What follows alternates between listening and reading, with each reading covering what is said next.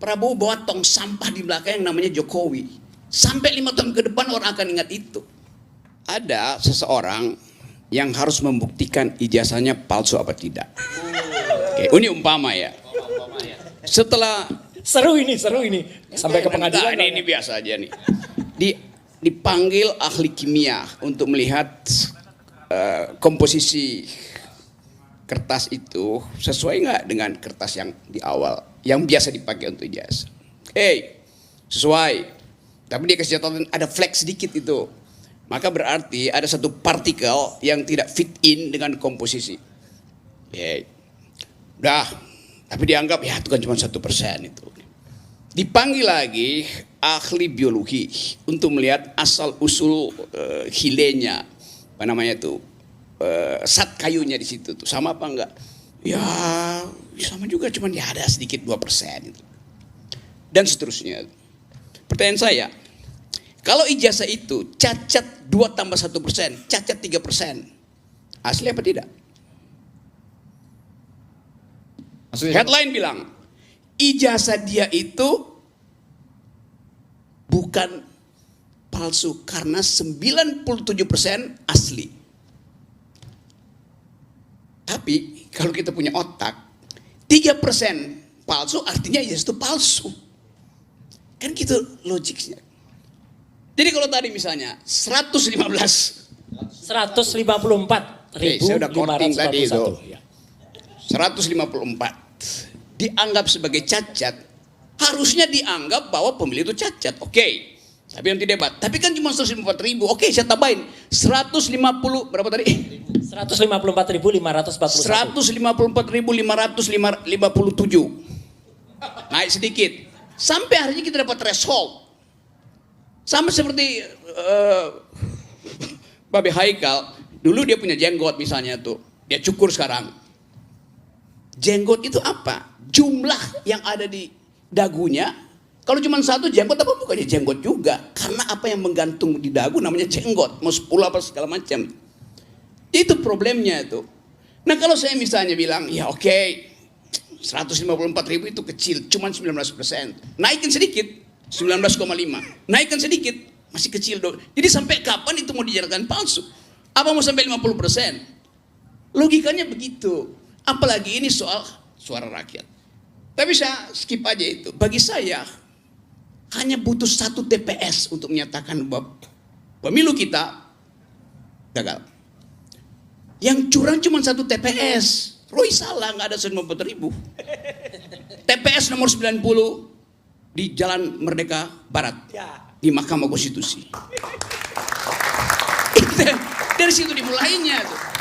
Nah dugaan itu yang kita sebut sebagai tadi Presiden Joe Biden sudah mengucapkan selamat pada Pak Prabowo. Selesai sudah diakui oleh bukan dunia, Amerika akui. Oke. Tapi pada saat yang sama kita tahu Komisi HAM PBB itu uangnya itu datang dari Amerika paling banyak, bahkan PBB datang dari Amerika. Sekarang pertanyaannya, siapa yang suruh Senegal itu mengucapkan bahwa ada kecurangan dalam pemilu Indonesia? Taruhan nama saya, yang suruh orang yang sama, Joe Biden. Itu yang namanya diplomasi politik tuh.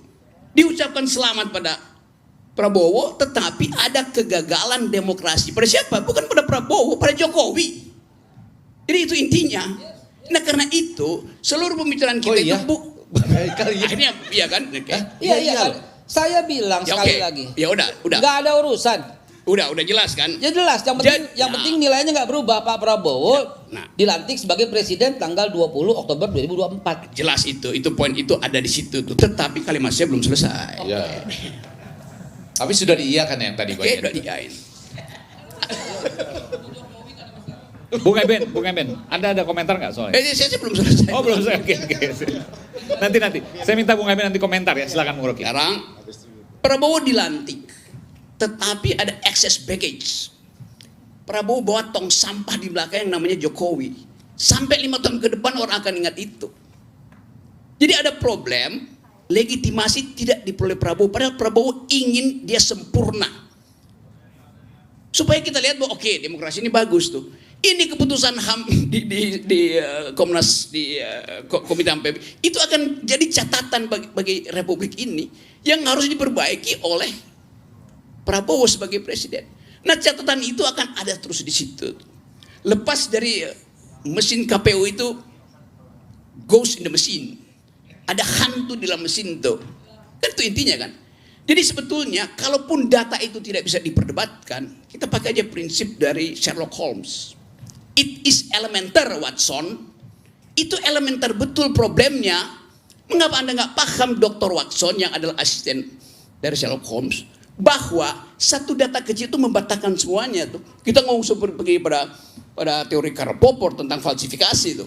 Tetapi dalilnya adalah kita mau pemilu ini bersih, itu dasarnya tuh. Jadi semua yang kita bicarakan di sini arahnya adalah pada pemaksulan Jokowi. Udah benar itu. Kan yang mencurangkan bukan Prabowo. Prabowo akibat dari kecurangan Jokowi. Tetapi dia dapat karatnya itu dibebani pada Prabowo. Jadi itu masalahnya tuh. Dan karena itu mahasiswa ya terusin aja demonya kan.